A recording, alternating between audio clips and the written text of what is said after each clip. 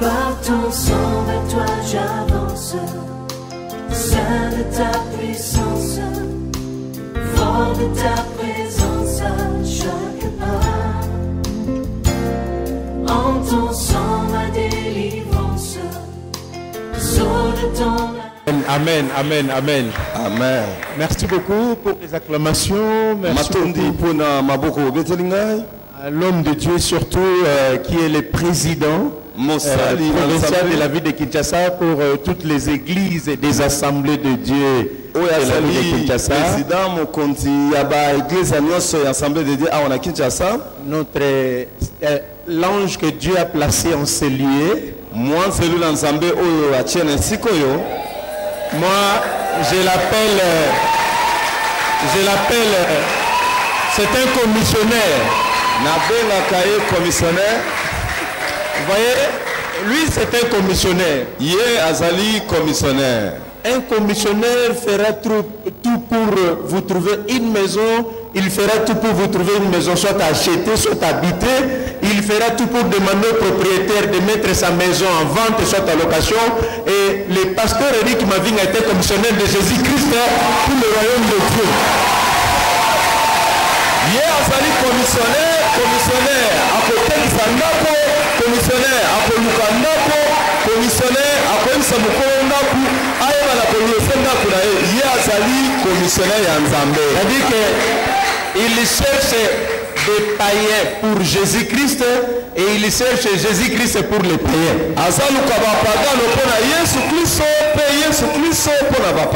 C'est ça au fait le cœur de Dieu. C'est ça le cœur de Dieu. God is looking for people. God is waiting in his kingdom because he already sent Jesus in the world to win souls. Alors il y a de cela plus de 2000 ans. Dieu dit à Jésus au ciel, mais je veux voir des âmes sauvées. Où sont les âmes? Jésus dit à Dieu, attendez, vous allez voir ce que Mavinga va faire. Le cœur de Dieu, c'est le salut des âmes. Les anges se réjouissent à une âme et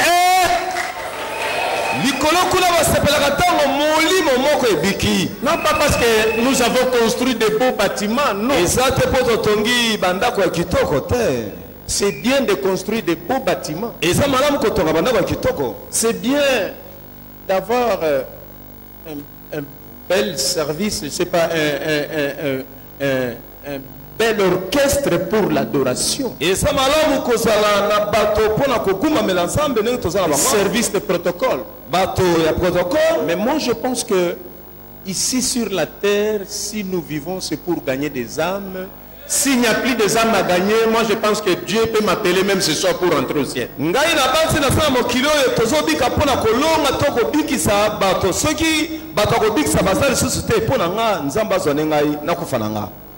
Si je vis encore, c'est pour chercher. Et ça lui pour la coluka, moi si mon quoi ndumba.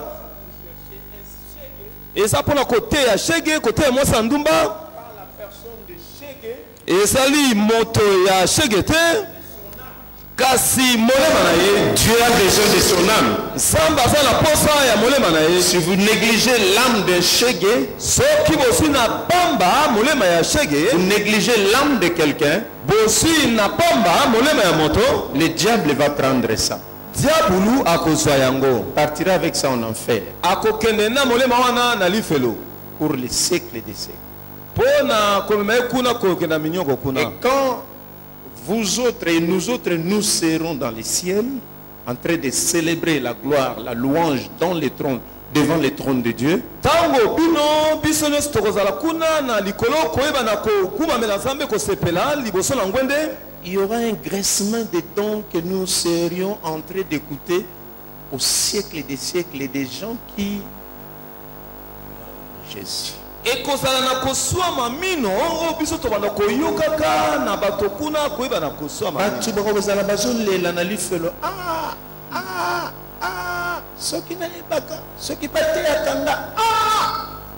Et au ciel, tu seras en train de chanter. Dans l'enfer, quelque part, il y aura une fête éternelle et quelque part, il y aura des grincements de dents éternels.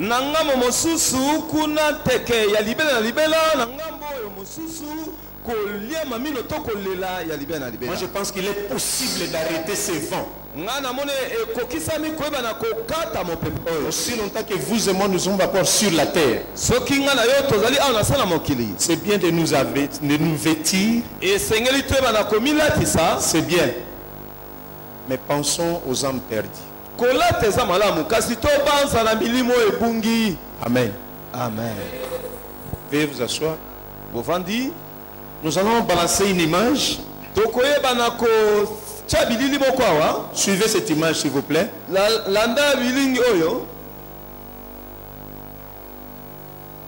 C'est le pasteur Simon Kulonga de l'église de KDC à Mongafula. Église ya KDC à Mongafula.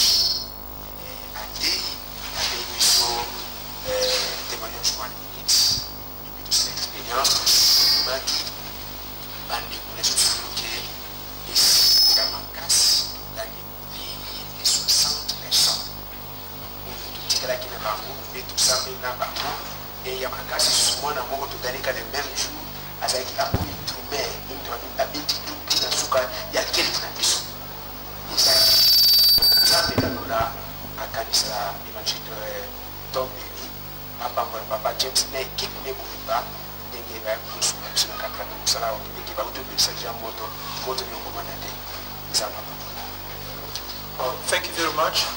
We have heard the testimony of this man of God, whose name is Pastor Simon Kulunga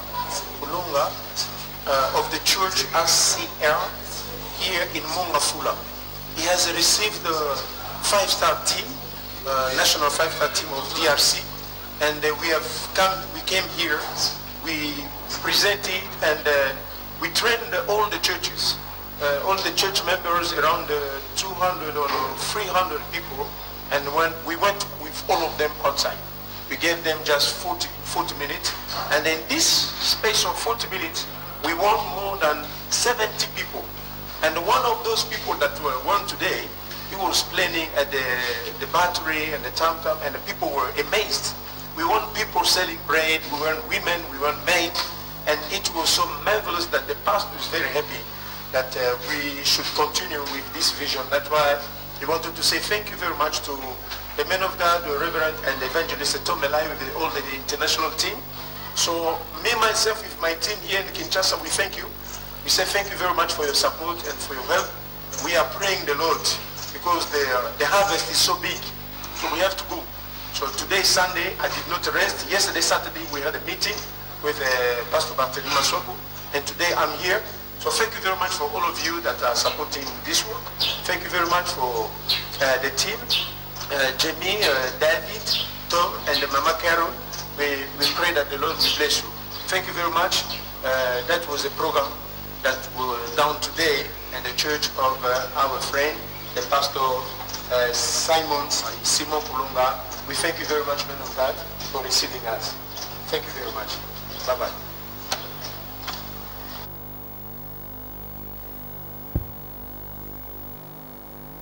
Merci beaucoup. On nous balance la deuxième image, la deuxième vidéo rapidement. Suivez. Landa. We are in the hill mountains. We are going to preach to the group of pastors who are waiting for us. If you can see the place where we are here down the hill. So it's like in the bush. So we are going to preach the gospel down there, somewhere there. So we are with these fellows who are with me, guiding me. They are my guides. So we are going to teach 5-star program to the pastors who are living somewhere here. So this La deuxième vidéo, s'il vous plaît. Vidéo ami Balé.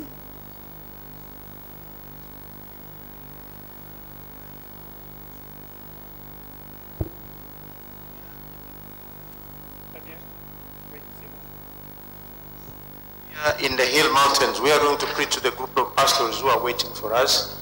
And if you can see the place where we are here down the hills. So it's like in the bush.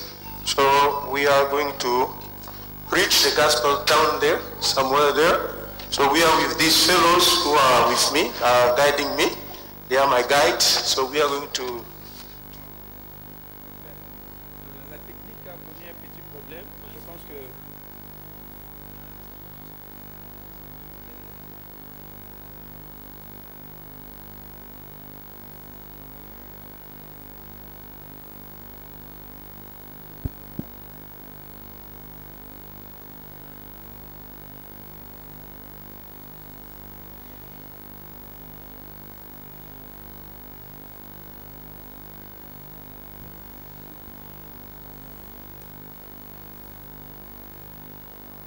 Ok, très bien. En attendant que nos amis de la technique puissent avancer, je vais d'abord vous présenter la vision des 5 stars. Na tango tozozela bandeko ya technique bayebana kobongisa nazotesa bino sikoyo emoniseli ya makambo toye nango awa.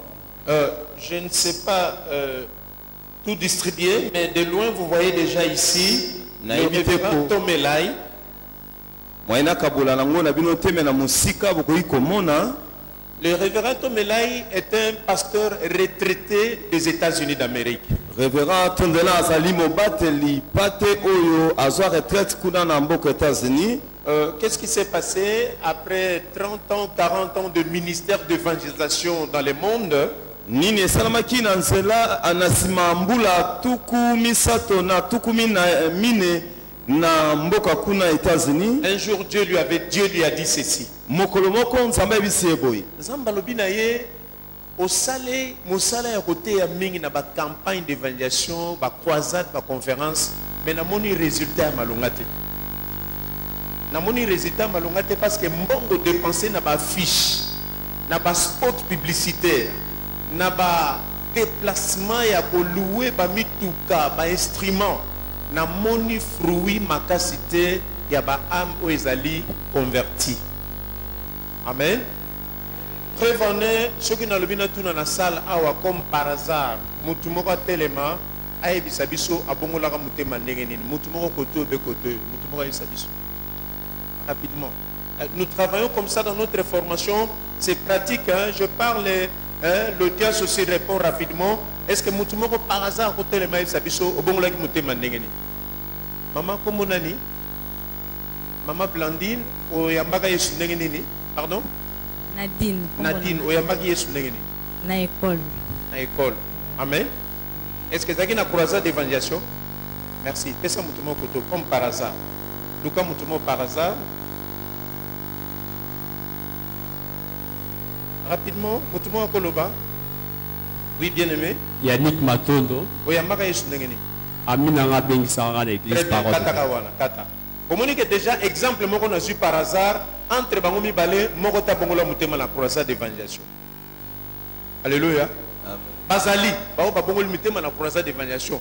Mais dans la plupart des cas, au moment où Yesu a tei moi si Samalia, Bangomi Balé. Vrai ou faux? Jésus a gagné Simon Pierre, Yemoko Jésus a quitté la terre évangélisation. Alors, Nzamba Ebisi Tomelai, alobi na ye musala ozosala ya koteya na musika bato baobongo mapenda te ngana na posa mutu moko asala ndenge mwana na ngai Yesu asalaki akitaki na mokili atiki etumbelo atiki podium abando te ya mutu moko moko. C'est ça le début à vision ya évangélisation 1 minute na monde lelo tozanda plus de 53 pays na monde ndenge papa lobi révérend Eric Moutou asalaki lettre. Il y a vision au Ekota na Congo na collaboration avec pasteur Barthélemy Maswako. Alléluia. Alléluia. Alors ndeko oyo musala nzambe oyo tomelai ayebisi nzambe lobi na mesana kote ya bato bavandi bazozela ngai nazotuna batondi déjà est-ce que baye déjà belé te papa zela protocole moko atelemi wana sécurité azozela papa sala nini zela titango bato bakotonda nde na salini na kiti nzambe ayebisi banda lelo soki osala bongo yebake eza so mpo na ngai nzambe te eza mpo na yo bato babetelo maboko bayamba yo bayebake l'homme de Dieu ye wana na baveste asali nini aye. Alors le travail que Dieu lui avait demandé, il trouvait ça un peu compliqué. Pourquoi? Parce que lui se disait je ne saurais pas parler avec une personne moi à ma qualité des grands évangélistes internationaux na kokokate na kitana luka mutu moko mama zoteka mapa na restaurant réceptionniste moko na te nzamba lobiso kokate tika so kokate tika de monitil lelo ba campagne mingi to sali et produire penda effet auto bandai ko zela te et produire te. Alors nzamba yebisi banda kote ayebisi nzamba bino okokate nzamba lobi okokate okoka mais azalaki na problème moko ya compassion ezalaki te que complexe ya infériorité et ya supériorité mais c'est que problème ya manque ya compassion ya âme moko ezalaki kotala foule azalaki na tina ya âme individuellement azalaki na besoin ya foule. Alors jour ya liboso amekaki nzamba sungaki ye abandaki kote ya bato moko moko musala oyo lelo epambolami eza ba millionnaire chrétien na monde de bazo soutenir musalo na monde entier. Ndenge Gédéon a soutenaka Nouveau Testament na monde ateka kangote ndenge ba millionnaire chrétien bazo soutenir production ya Louis II na Corée du Sud il fallait teka ma $50 Bible à Louis II mais ils ont teka ma $10 parce qu'il y a des chrétiens au nzamba pambola na monde balobi to ndimi to investir on a pour soutenir évangélisation dans le monde contre bavant ya bato ya science occulte ba arabe ba musulman bato maïkari nana koloba amen nazalaka na soni ya koloba ngote na lobaka ngo polele toza ko évangéliser contre bato na po bazolinga babebisa mokili ba memango na ténèbres. Alors ndebo vision oyo ebandaki ekoti na bapaye ebele ekokota na Congo papa mavinga ndenge vision ekota na Congo biso bakongolais ya Kinshasa nde tozo diriger vision oyo na Congo Brazzaville na responsabilité ya nga frère na bino ndeko na bino na telemi awa j'aime plus être appelé évangéliste parce que na muta terrain kokitana se amen. Alors ndeko ya tango yeko banda musala nzamba yeko pesa ye vision. Il y a beaucoup de gens ici avec cette vision d'évangélisation que vous avez dans cette église, dans cette communauté. Dieu est vraiment avec vous. En fait, Dieu ne nous a pas envoyé de construire de belles édifices comme je le disais au début. Il a dit clair, allez partout dans le monde prêcher la bonne nouvelle à toute la création. Alléluia. Former des disciples de toutes les nations. Avant de continuer na tuna mutuna moko na formation oyo. Église nini na Kinshasa ou bien na Congo, eza ne fût que ceux qui na 10% de la population. ne fût-ce que 5% de la population congolaise. Et ça, dans une information, Kinshasa est à peu près 10 millions, 12 millions, 13 millions, 15 millions d'habitants. Vrai ou faux? Ce qui Kinshasa est à 10 millions, 15 millions d'habitants. 10% et que ça la combien?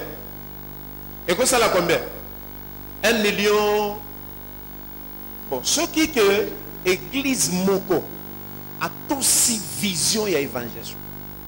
À part la conférence de onction, recevoir, ou conférence à Boinaboy, ou na outil conférence, et profiter de l'église de Bissoté, et profiter de la titre de pasteur. Amen.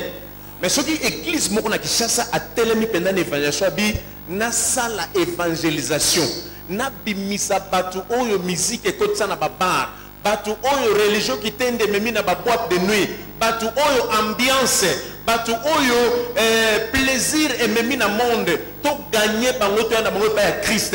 Tout ça là ne fût-ce que communauté na biso ezala na 10% de la population qui Kinshasa. Oui, l'église on est dans combien de personnes?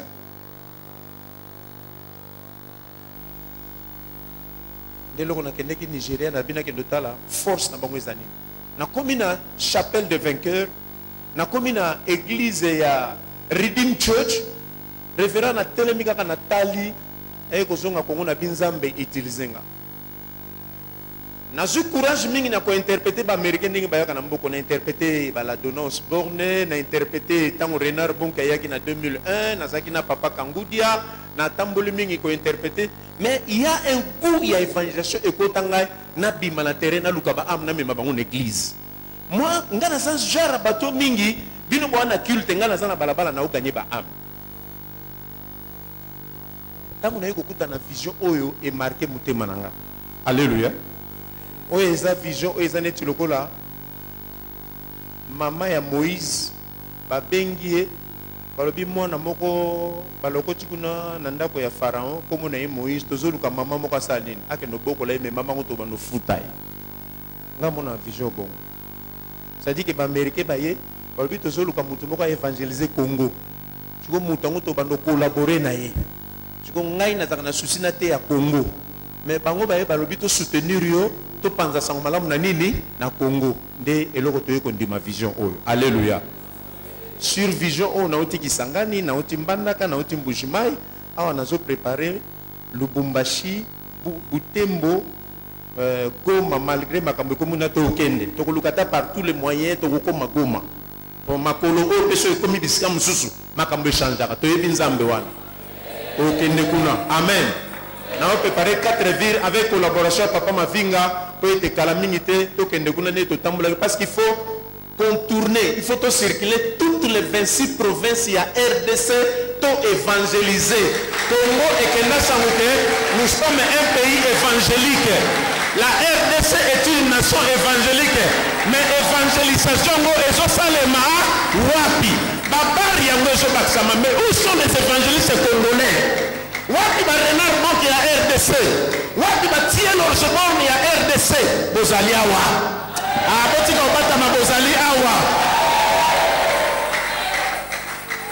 Bozali awa. Bagwenya RDC bozali awa.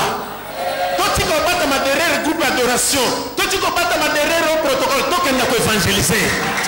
Ah, allons chercher des âmes. Jésus-Christ a dans un groupe de chorale était. Chorale est bien la carte de l'église, mais Jésus a qui n'a tina la côté. Mission est tellement spéciale. Azalaki na 3 ans sur la terre, azalaki na besoin 120 personnes à équiper bango bana kei botika na kondingisa mokele. Ah, ici vous êtes plus que 120 personnes. Kala descente na awa nzamba sunga na papa mafinga boningisa ngaliemba. Bozwa Kisasa mobimba. Zela tokota na formation bo omona makamuna oloba. Amen. Alors, la formation, on a besoin de machine. Machine. Est-ce que beaucoup négligent la vidéo à la formation? S'il vous plaît, passons directement à la formation. La formation, on a besoin de l'Okaliboso. Tokolak Sabino, premier point. Quand Sabino, le premier point. On est là qui, Tolingato Sabino, il mange. Na kete na quartier, moko moto exalté, mitou exalté, mais il faut qu'il t'a ravé moko makolo. pendant 45 minutes. Mais na ravé le show qui dit bientôt au Koya. Na kusi sauté à 19h30, faut na bandozon à 20h na ravé wana. Na wana sabino que bota la feste té, bota l'anglais té, bota la français té, bota la les âmes à gagner. Ah, bota la les âmes à gagner. Parce que biso na système na biso na kopesa invitation te koya église. Non. Na koya biso yesu place na kuta ina yo. Après na yo l'église. Ce qui peut na koko ya biso yesu te na yo l'église na koya sa pasteur na memi muntu moko ifa yamba yesu lelo. Mate ya nyoso kote ya lelo sala tu batu ba yamba yesu lelo. Parce que la Bible dit Dieu ajoutait à l'église le nombre de ceux qui étaient sauvés, non pas le nombre de tout le monde pour venir remplir les bancs. La force de l'église, c'est le nombre de ceux qui sont sauvés. Ceux qui ont yamba yesu, yamba yesu, yamba yesu, botomboli maboko moto ekita. Notre programme, donc maintenant on a compassion. Amen. Tout ce que ça nous batu, motema mawa ya muninga mutu. Congolais, c'est comme si mutu moko alongola biso motema mawa ya baninga batu. Kofinga ekoma facile. Pour minimiser muninga mutu comme eloko dindi facile. Alors biso na organisme oyo toujours que nous luka milimo. Nous n'allons pas juste chercher des corps, des hommes, mais nous cherchons les âmes. Luc chapitre 15 verset 11 tina C 20 et le dit, si une âme se convertit, les anges de Dieu se réjouissent au ciel. Alléluia. Ce qui m'a commis député, on est au CPLA. Maintenant, la fête est à la raté pour la députée dans mon kilé. Ce qui m'a sommet avion, tu sais pas, tu sais la Toulouse, tu mets la tout CPLA. Maintenant, la fête est à mais comment est-ce qu'un zamba qui ko CPLA ne fait que chèque moutala la kana balabala bongoli moté ma fête dans la lol. Est-ce que vous comprenez ici que une âme devant Dieu vaut mieux que tous les avions que nous avons dans ce monde? Parce que s'il faut mourir pour une seule personne, Jésus devait venir et mourir pour une seule personne. Non pas pour les avions, les bateaux, les maisons, non. Parce que ce sont des choses passagères, ce sont des choses qui vont passer. Mais l'âme, le corps peut mourir, mais l'âme ne meurt pas. Est-ce que vous le savez comme ça? Alors nous cherchons des âmes, à gagner les âmes. Alors compassion. Rapidement, ok? Deuxième partie. What does 5 stars means? Anglais, what does 5 stars means? 5 étoiles et l'accéline. Si vous avez un hôtel à 5 étoiles et l'accéline. Si vous avez un voyage, vous avez logé dans un hôtel à 5 étoiles et l'accéline. C'est-à-dire qu'il y a un hôtel qui a des conditions qui sont. Amen. Ce système, 5 stars, c'est-à-dire que c'est le système le plus facile pour partager notre foi chrétienne. Nous voulons que toute l'église, bandini, mutabongoli mutema lelo, avant dans la banté, azala te aussi ma protocole. Oh ngala zasuki non, ayeba ke na yambi Yesu wana fo bato batikala ki na ndako ba mona ke na bongoli mutema na ndimeli Yesu. Yango mo na Bible, mutazala ki na malade ya kukufa miso batuniye. Alors je sais une chose, écoutez ce témoignage. J'étais aveugle, mais la personne qu'on appelle Jésus m'a rendu la vie. Si vous voulez connaître toutes les vérités, allez chercher cet homme qu'on appelle Jésus, il vous dira le reste. Alléluia. Na témoignage na biso ngai James Dinamo na telema na yebika nazalaka momeli masanga. Nazalaki ndumba, nazalaki insupportable. Mais mukolomoko camarade na ngai atei ngai nazofana na ngalema nazotanga na kitambo pembeni ya velodrome atei ngai ayambisi ngai Yesu. Na 1988 banda yambisa ngai Yesu tina moya lelo naza en Christ. Vino nazalaki nango esili, c'est ça mon témoignage. Naza na soni nango te. Naza na soni ya koloba ngo te. Na koyebisa mutu soko zo tuta tolo pona ndako ngala tuta tolo pona Yesu. Soko zo tuta tolo kozala mutu kangala tuta tolo ke na yamba Yesu. Mutu ke koleka Yesu akoleka te. Avien koleka Yesu akoleka te. En attendant aussi longtemps que nous sommes sur la terre. Ce qui n'a pas été lié, Yesu a occupé là, a collé sanga, mais à part awa na okota la lola. yango na biso toyebisa bato ndenge toyokabana pokwa lelo so tokutani lisusu te tokutana na lola me tokokutana na lola ndenge nini soki elamba fete oza nango te ozwaki bateme te oyambaka yesu te ondimelaka lokola mokonzi mpe mobikisi te alleluya. Alors préparez kenda koyebisa bato nyonso batikali na ndako baozela loba ndenge nazongi awa na ye na mission nakomi commissionnaire ya baame mpo na jésus christ nazoluka baoyo nanu babika te baoyo nanu bayamba yesu te nazobandango na pokwa lelo lobi te lelo parce que soki akufi na butu ya lelo akota lola mposa ayambaki yesu. Maboko na bino pene na omona ngo bien te soki tosali bongo Congo Kinshasa bakoyeba ke bakongole baza bavrai évangéliste monde entier kopanzasanguke na Congo yesu akomi congolais. Yesu akomi congolais. Yokana yebisa bino eloko moko toza na mama moko ya bien mpo toza na président moko aotémoye jésus christ comme seigneur et sauveur. Bongo soki tozaka na président andimaka yesu te naloba to naloba te ngai jour namonaka na stade président Félix Tshisekedi alobi oh jésus nabi seigneur quelle occasion tozwi ya koévangéliser Congo. Nous n'avons pas aucune autre raison mosusu eza te ozala na bible te kenda koyebisa bato nazalaki mutu mabe nazalaki ndumba nazalaki moyibi nazalaki ndoki nakutani na papa Eric Mavinga nakutani na parole de vérité batei ngai bayambisi ngai yesu nakomi chrétien soki nakufi lelo naokota lola soki mpe nakufi lelo te nakoteya bato babongola mitema.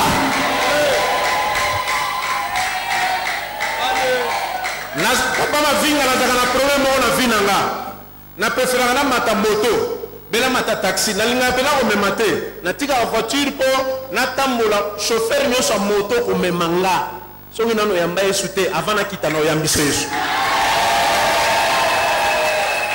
epuis nakokende no na gentil oyomema bien bachauffeur neti yo baza mingi te mona talinga papa merci kana motema na bio kasi na remercie yo na bombeli yo bombe moko ya Jésus de Nazareth.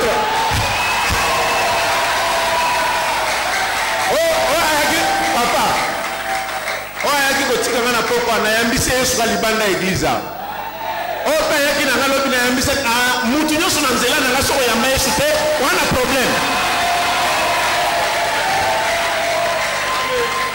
Papa kama bamelisaka biso masanga na babar ata oza na poso akomela te baomelisa yo pesanga mbongo akopesa mbongo te kayaka tomela masanga sans le vouloir eza na bato tokoyambisa bango nyonso na mboko na nko sans le vouloir na nko.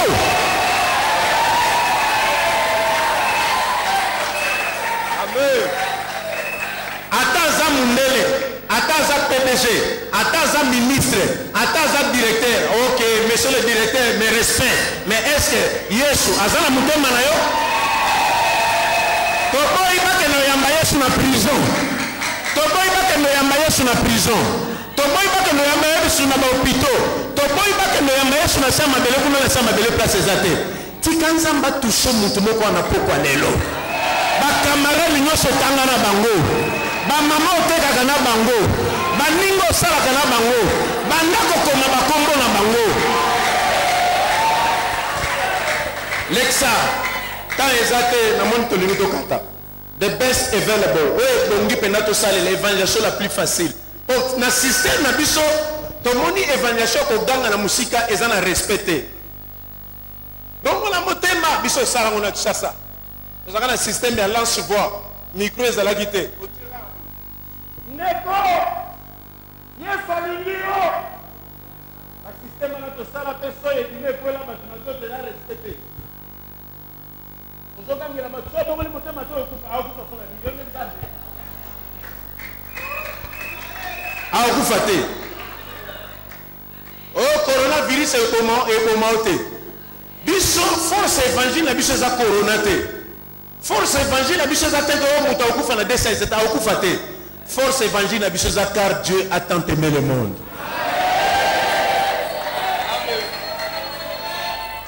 Nous présentons l'amour de Dieu.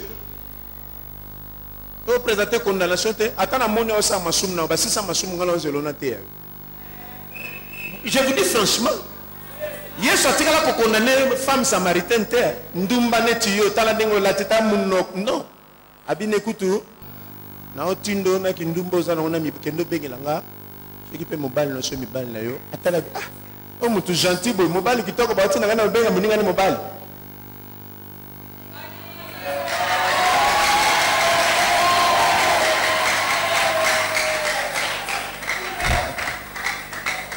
Rapidement et repoussez-le. Dream what could be. Imaginez et l'on que ça les machos un vrai évangéliste. Chose un vrai évangéliste. Quand on est dans l'église, dans l'église, 8 ans, dans l'église, atika la ta ko gagner âme mon côté. Na te maté aya leli alinga fuka mi papa. Ozala kana kishasa. Ngabite na yeka mikola be uchi ati na bi na uti lola. Abi papa webi ke na sali 8 ans dans l'église na batama si ma groupe ba mama na sala ka protocole na bi nzamba yebi ngote. Ba pasteur to yebi ngo. Mais nzamba lobi former des disciples. Abinanga papa na sali 8 ans l'église mais qui disciple nangi baninde lelo abinzambe bato abuna zwata bango ngana kozoka na minute to keno evangelisation na yeso te ya muta moto te ya kuna ato ebina ebe te ya tena yeso yebisa uzaki muta masumu oyo yamba yesu okeka papa moto omoni ngana zaki muta masumu na yamba yesu na changea est-ce que ko yamba yesu wana ngana yamba yo kanisi tango Jésus akutanaki na Simon Pierre abaki neni longwa pembe na ngana zaka mutu mabe sale les miracles mbisi mazwe sa Jésus longwa za mutu mabe Yesu abine kana mutu mabe na ngai Yesu onzo Pierre avant 3 ans ekoka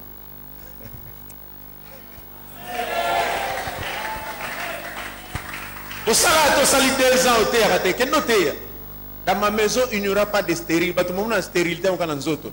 Oh aboti de stérilité na molimo nzamba zo ba stérilité na molimo fo bota bana na molimo bano ba bengo mama na biso na kondima papa abongolisanga mutema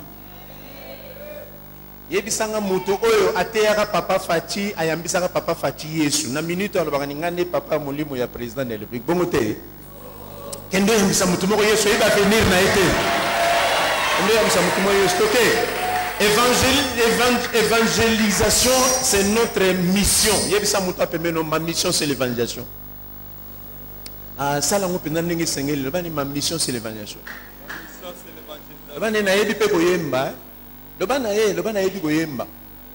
Je sais comment chanter, je sais comment faire les protocoles, je sais comment être partenaire, je sais comment contribuer pour bâtir l'église, je sais comment soutenir les pasteurs, mais ma mission devant Dieu, c'est évangéliser quelqu'un. Notre mission, c'est quoi? Notre mission, c'est quoi? Ce n'est pas ma profession. Oh, moi, ça bijou. Non, bijou, t'es moutabon la moutema. Tika bijou muteva nanye, tika mutuka muteva nanye. Yo te ya bon la mutema, soki nzamba touché yé moko opambola yo, nana koloba men. Vous pensez que dans ce travail que moi je fais comme évangéliste au Congo, nakola lanzala? Mais non, je ne te demande pas, mais dès que je finis, toi-même tu seras touché. Papa ma fille ngana ngina soutenir moto, nana koloba men. Bien aimé, nous voulons évangéliser la RDC. Si dis à quelqu'un, ça en tout cas,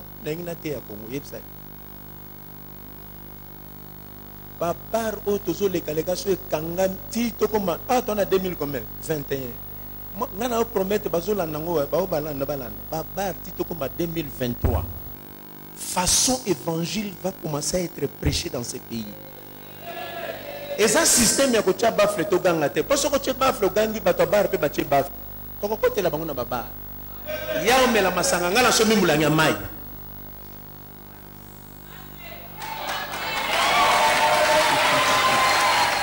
Ah, naona mtu mmoja kuna zo mingi sana mtoro biwa na ngai.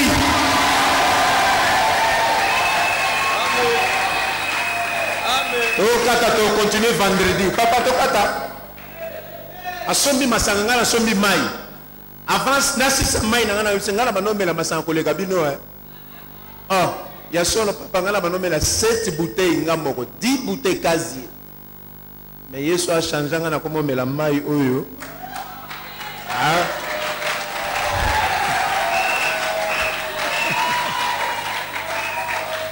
a changé bino lelo ne ko solo babongo oyesi bango to kanga miso sambela ya brutalité ata bango yeso bakangi miso tata moko okanga miso plus para bato bazana babar baomela masanga mingi bazaka ba chrétien bapengwa akutana na pasteur moko gérer mabe akutana na église moko ba minimiser ye awa ndenge toza banda wa tikuna muto o minimiser wazate même bana mike bazakuna likolo bana valeur parce que âme na yo ezana valeur devant Dieu. Il faut la langue là lelo. Faut papa ma finga langue là lelo. Lobi na onzambe mutayebi. Nga problème nanga ozala dans le Seigneur. Oyebi que la vie papa ma finga ezala mutu musupa ali il faut bondela ye. Bozana bana nengola. So tche biloko bateso bali ya otonda te po ali ya malembe. Tambula malembe na mesa. Ezana ba chrétien musupe faut ko bondela bango. Ah moi nanga mon fils papa linganga abondela kayo ezana batu msazo mérité bolingote mais nous l'aimons par l'amour de Jésus a mérité balingaite mais par l'amour de Christ nous sommes obligés de l'aimer du Seigneur muto na kokana ngaite mais la lingake ka pona yo tala makambasala nga mais Seigneur na lingi ka pona yo Yesu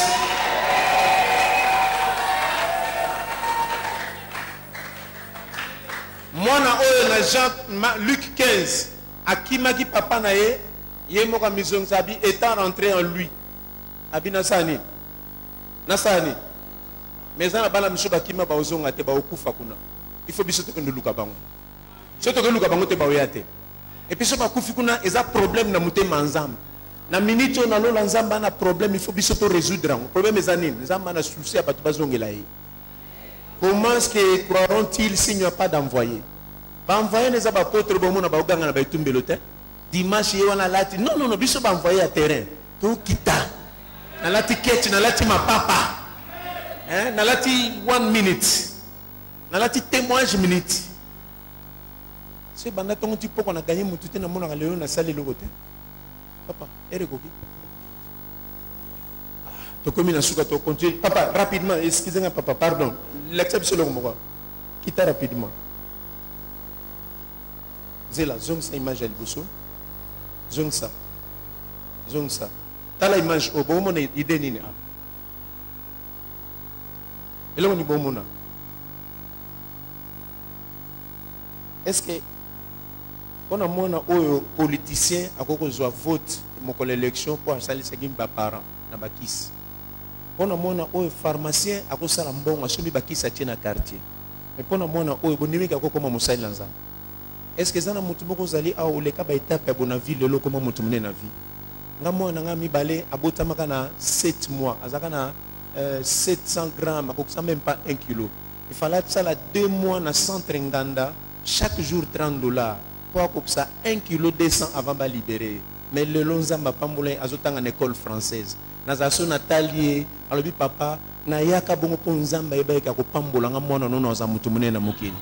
Est-ce que pasteur ndeko moko zali awa ozomona ke mutu abako koma mosali na nzambe lakisa biso deuxième image na kata po na respecter temps mutu oyo est-ce que zana mutu moko za ozaka sula ezana mutu moko za ozala obanda omela masanga azali abino so bokola na bakuva mutu moko na oteya na bike ndako yisa batu nazaki mutu mabe moko yisa pasteur ngai papa na nga pasteur nakola na ndako na biso na finga te ni mabe te so na ko eteya batu neni ki nazai mutu mabe nake ne kosa bango abia mutu moko na bible baka na Yesu na je na kana pesa ko offrande na sala ka tout Yesu abane il te manque une chose ya kokota lo les ate po botama mona pasteur kokota lo les ate po za camarade ya pasteur soko bongola mutema te oyamba Yesu comme Seigneur et Sauveur to okota te tala mutu toke luluka bango nasana ko nimake muta ko koma musali na nzambe omoni ebe ko finga ete landela akoyi ko koma serviteur de Dieu avant dernière image famille oyo yo ko mona bango bo sepeli ko yamba bango nzoka bazana Yesu te baza bato ya mawa ndenge moko na mwana wana ndenge moko na papa soulard catégorie moko na kati ya bango nyonso eza soki oyamba ye stoke lifelo marge bilamba olati. Amen. Rapidement okomona PDG moto alati boye yo bangi kote nzoka aza na Yesu te nzambe apesi occasion te ya moto abongola motema bamingi baza bo baza na monde de ténèbres soki akufi lelo omona nzambe te. Dernière image, la Bible dit Jésus regardait la foule et il était ému de compassion parce que bazala likolo ba berger ba brebis bazanga berger. Alors na ba image nyonso na 4 merci de Koko Kata na ba image nyonso na 4 5 permettez na image nyonso na 5 ce qui te lobito l'accent rapidement on va tout conclure na 5 personnes 5 personnes.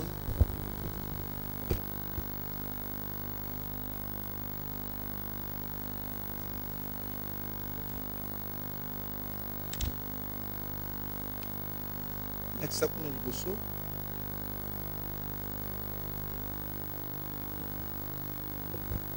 Na cadre d'évangélisation bota la ba image bien. Bota le makawana. Na cadre na batu groupe nyoso bota bolongo bien. Bozo mona bien. Groupe nyoso ceux qui bato ba église ba ko sambela. Wapi boko yamba bango rapidement. Tous à la sincère. Wapi ko yamba mbangu ke soit place kota vanda. Wapi. Maman est na mwana boy. Milimo de délivrance à l'extrémisme. Combat église alelo ko ezi bakamba combat tulinya muteke ndo évangéliser. Ce que muto na Yesu déjà yambi Yesu ata zobela bonzamba ko défendre yi.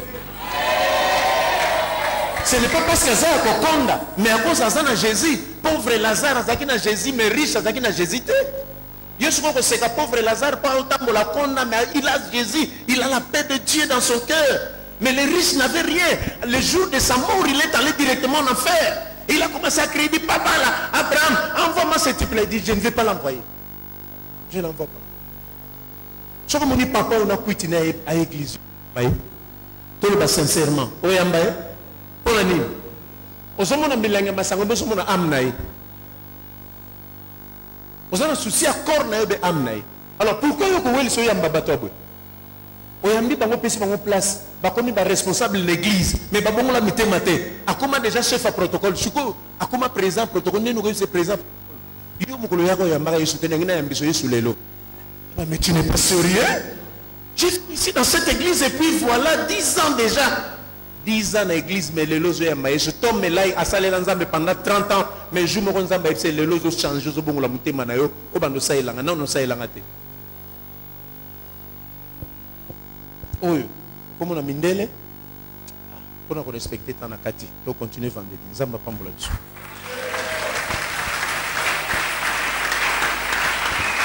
Par ton sang vers toi j'avance, saint de ta puissance, fort de ta présence à chaque pas. En ton sang ma délivrance, saut de ton